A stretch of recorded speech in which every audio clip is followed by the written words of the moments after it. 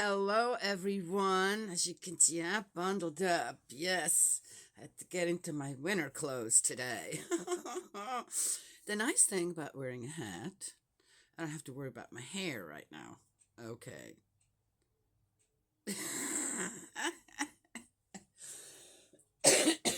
Yes, I'm not one for dolling myself up. Oh, I can't too, but I like the natural look. Okay, a little disheveled here. It's okay. uh, hmm, responsibility. I find in my life that when I take responsibility for something, I don't give it away. I don't let someone else handle it or this or that. I say, we've taken many animals in. All my life, I seem to be surrounded by lots of different types of animals. Growing up, and when I had my own household and started having a dog, a cat, they never went anywhere else but until their last day. No matter how maybe difficult sometimes it could have been, or it was, I couldn't do it. And the possibilities did arise. I mean, we raised some horses and then did sell them. Um, and the goats, yes.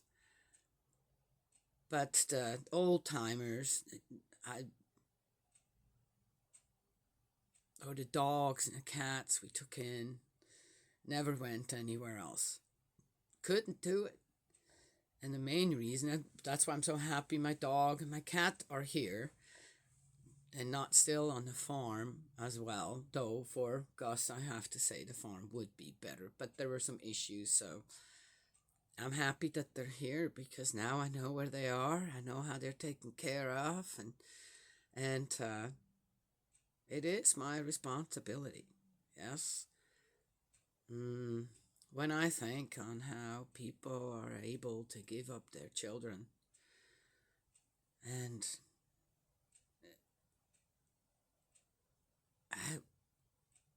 I can't do it with an animal. I don't know how people do it with their own children. I have no idea. There's so many things went through my mind when I started thinking. Why am I starting to think about that? On how people are capable of doing that. How are they capable of doing that? I have no idea how their mindset works. That they're able to do that, to give their children away. And then not knowing how they're growing up, how they're being raised.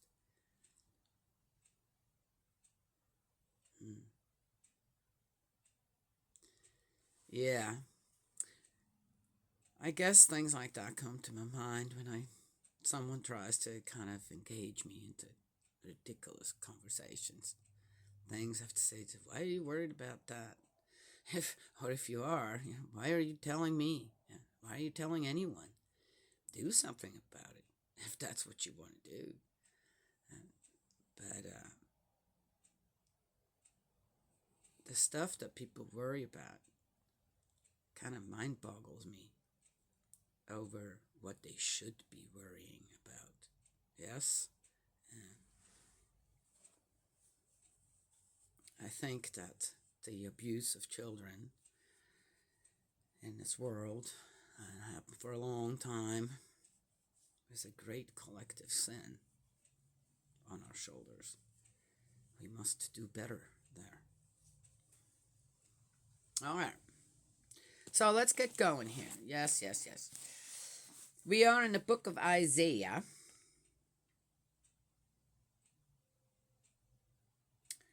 3. Anarchy in Jerusalem.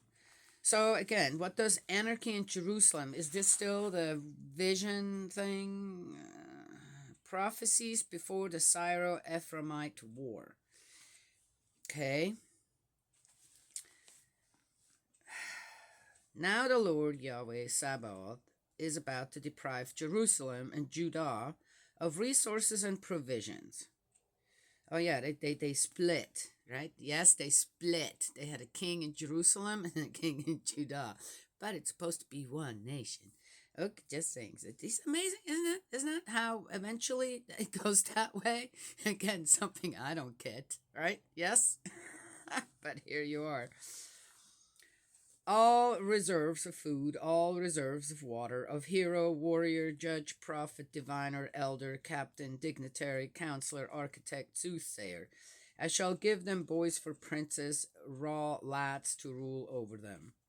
People will be ill treated by one another, each by his neighbor.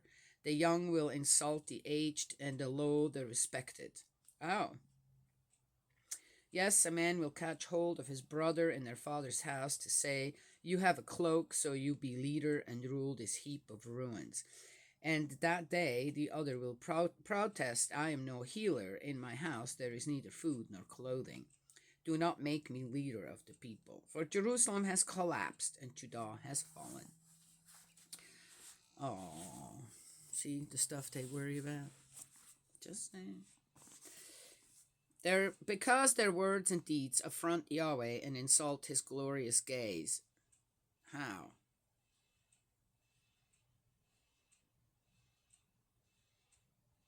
All right, you know what? Their complacency bears witness against them. They parade their sin like Sodom.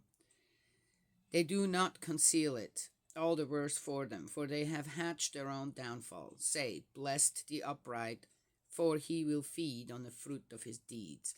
Woe to the wicked, it will go ill with him, for he will be treated as his actions deserve. I'm telling you, this was all written by the same guy. Sounds just like Ecclesiasticus. I'm just saying. O my people, their oppressors pillage them, and extortioners rule over them. O my people, your rulers mislead you and efface the paths you ought to follow. See, didn't I say? I wonder if the people were kind of oppressed. Yes, again, by whom? Yeah, because they need what? Yeah, and so yeah, it is what it is. Yahweh has risen to accuse, is standing to pass judgment on the people. Yahweh is about to try the elders and the princes of his people. You are the ones who have ravaged the vineyards. The spoils of the poor are in your houses. By what right do you crush my people and grind the faces of the poor, says the Lord Yahweh Sabaoth. Okay. Don't know.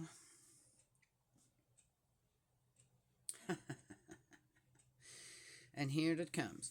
The women of Jerusalem, Yahweh says, because Zion's daughters are proud and walk with heads held high and enticing eyes, with mincing steps they go, jingling the bangles on their feet. The Lord will give Zion's daughters scabby heads. Yahweh will lay their foreheads bare. Starting to itch. So the men aren't doing well. So they're going to blame whom? Oh, they can't help themselves, right? Yes? Yeah. Can't help their lustful desires, this and that. Now, blame it on whom? Seriously? My gosh, if the men didn't have women to blame for everything and abuse them and I don't know what would they do then? What if there were no women? What would the men do? Huh? I think they'd just kill each other one by one for over nothing, I guarantee you. You know, a button that fell off their jacket because somebody brushed against them or something. I'm not kidding. So weird. It's just weird. Oh, well, they're not all like that. That's true. The thing is, how is it even possible for men out there to accuse women like that? You think it's any different today? How's that possible? Unless most of the men say, yeah, I'm not going to say anything against it because it's true. Yes? Okay. this stuff wouldn't exist. Between men and women, this whatever it is, that's not right. It wouldn't exist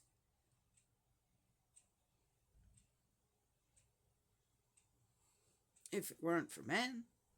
Just saying. Yes. So, what did I start out with? Responsibility. Take responsibility for your own actions. Why blame somebody weaker on top of that? Huh? Oh. Then,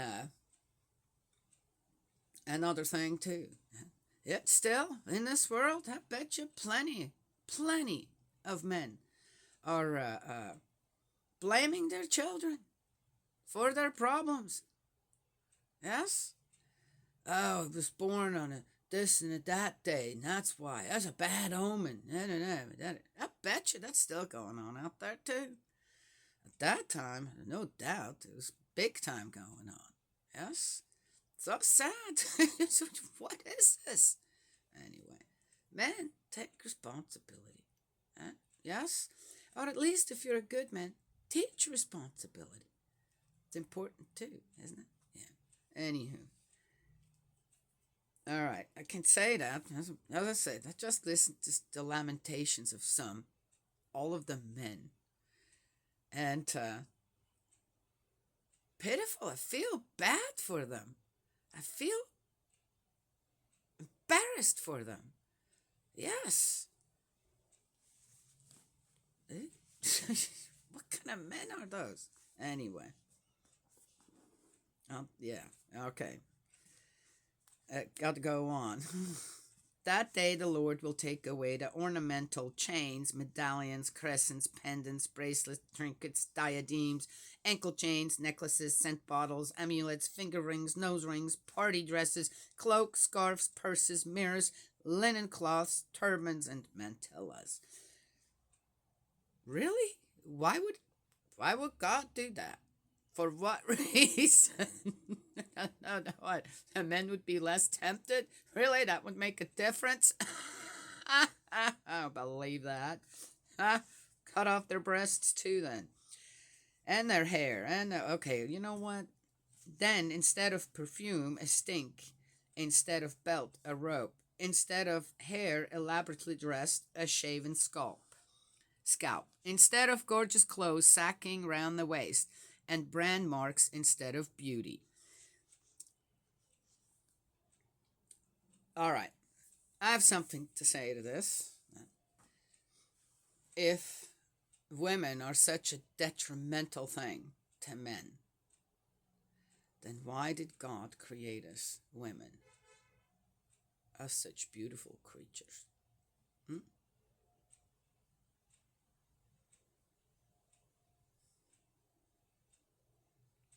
Anybody have an answer for that?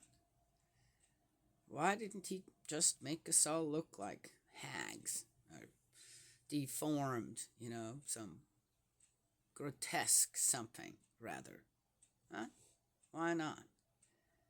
And then, really, when it comes down to it, right? Procreation would just be that, in the dark. Because, all right, because we'd be so ugly, right? Yes?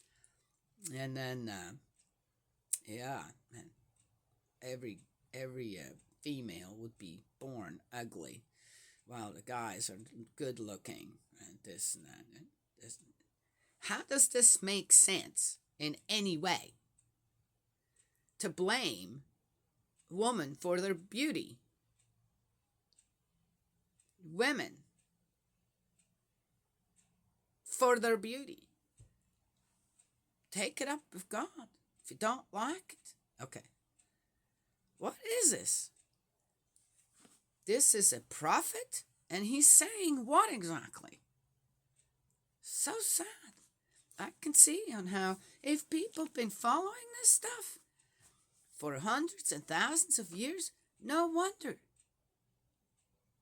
Even in today's world, on how women and girls are still treated and abused. And the men are fine with it. Yeah, in my opinion, a rapist, a pedophile, a wife beater, or someone that beats women. Yeah? I said for pleasure. Or, oh, I got mad and because she did this or this. I said, they should all go to jail for the rest of their lives. They're not fit to be in society, and I said that before.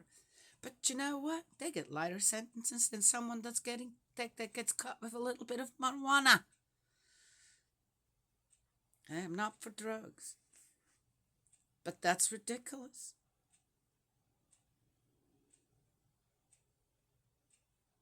How does that make sense? Hmm? Anyway.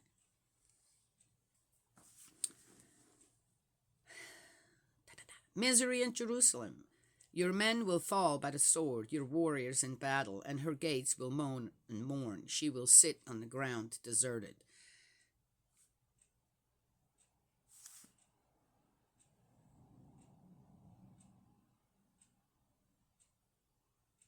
That day 7 women will catch hold of one man and say, we will eat our own food and wear our own clothing, but just let us bear your name.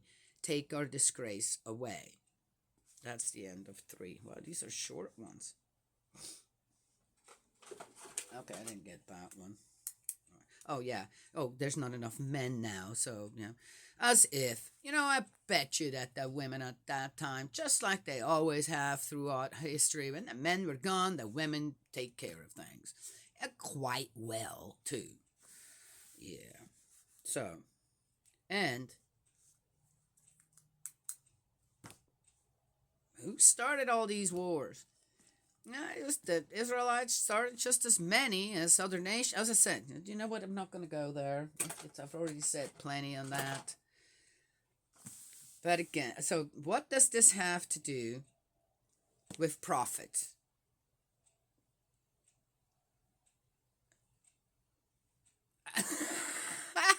I'm not getting it. We got an unhappy prophet here. All right, this is not God's word. He didn't take nothing away. I guarantee you. Man. If the women ended up,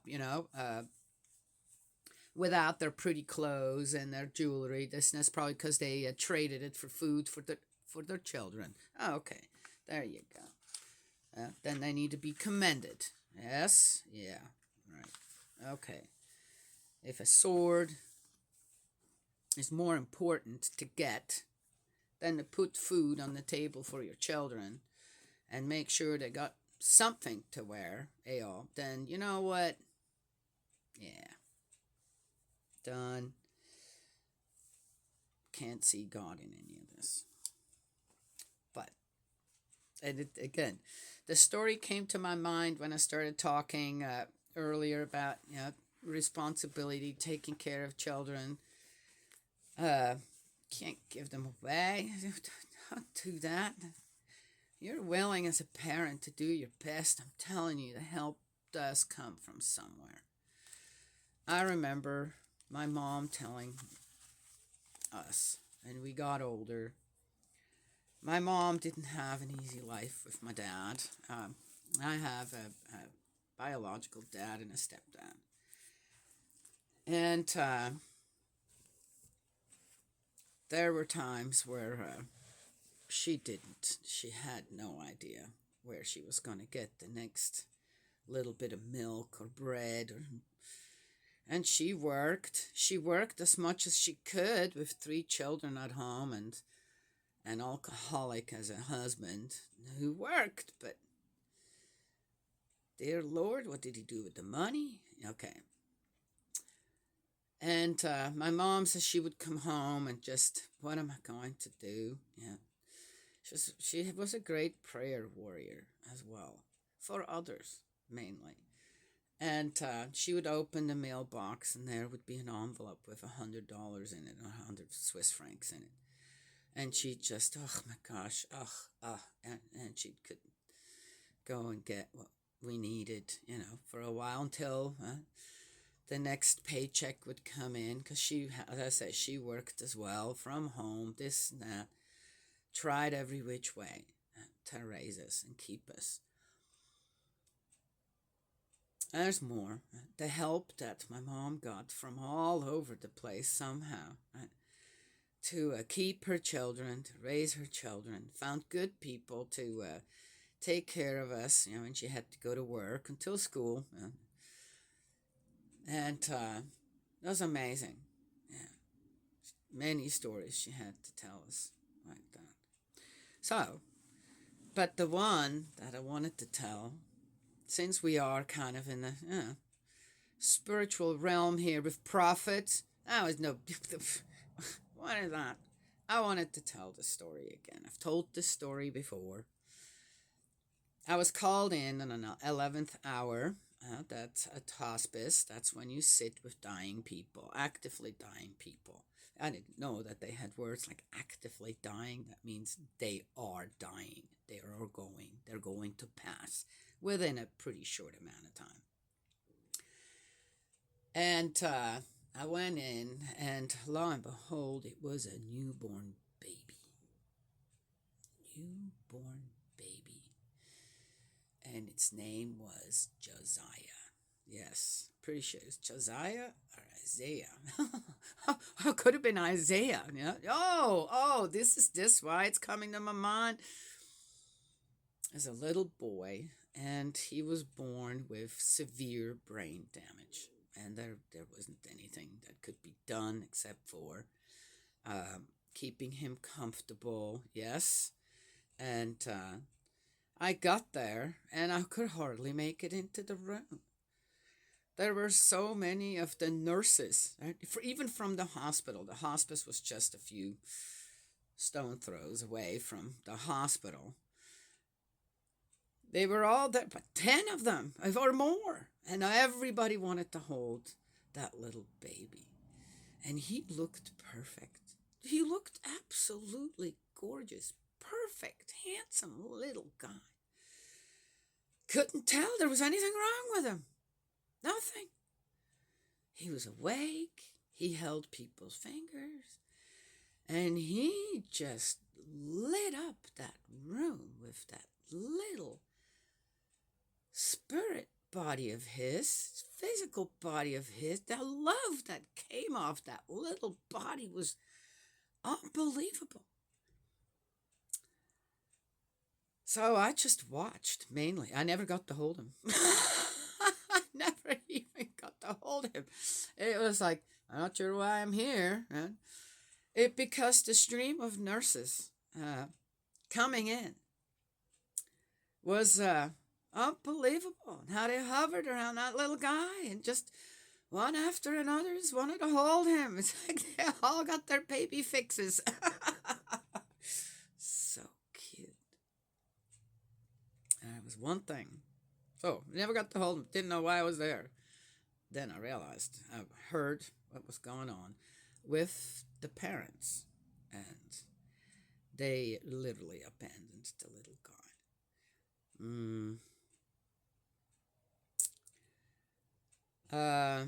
I went to one of the nurses and I said, hey, is it really not possible to, what's going on with the parents?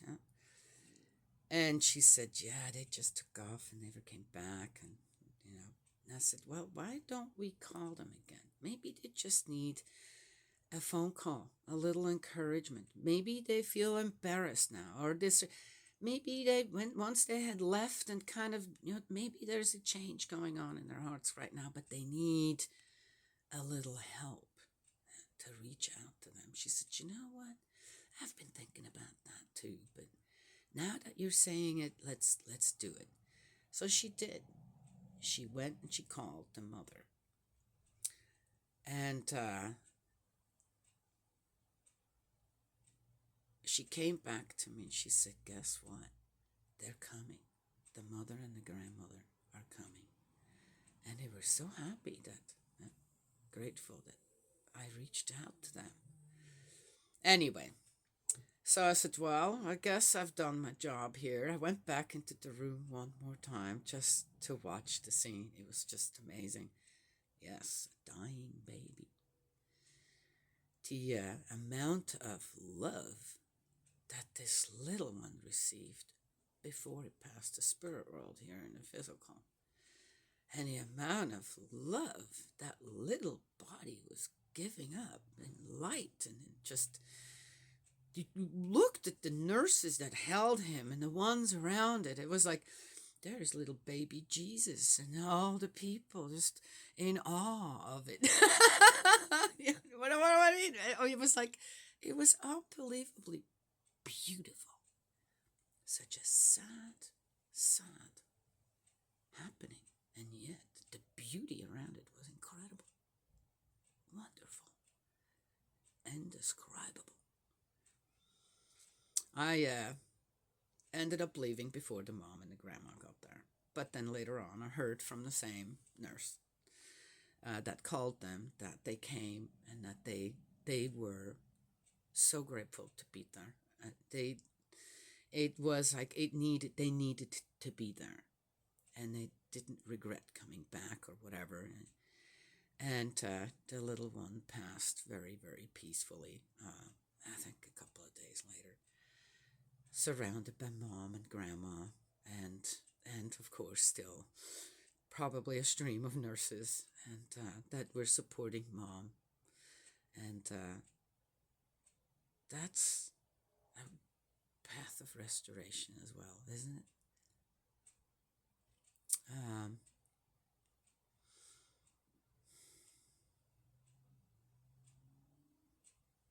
And sometimes people need a little help with that.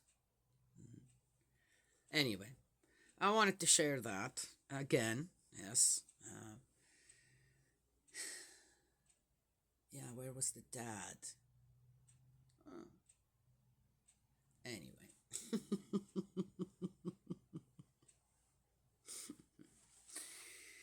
So, there it is. Right? Yeah. Is that a prophetic story? Could be a prophetic story, couldn't it? It's a true story. From A to Z on how I just told it.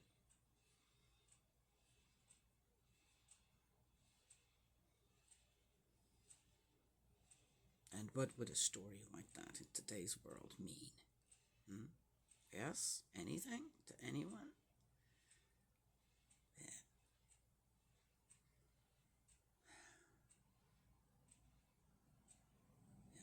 Anyway, so that's all I have to share this morning. Yes? Yeah. It's a cold morning. I'm going to go for a walk with the little one again. We did yesterday. It was great. Loved it. Met some other children. Yes, realized how tall my granddaughter was for her age, considering that 4-year-old. Oh. Anyway, yes. Strong. She's going to be another strong lady in this world. No doubt. May Heavenly Parent bless and protect you, guide you, and embrace you with love. Eldridge, my dearest brother in faith, I love you. Yes, let's keep praying. Yes, yes. I know you're a great prayer warrior as well. And I will talk to you all another time.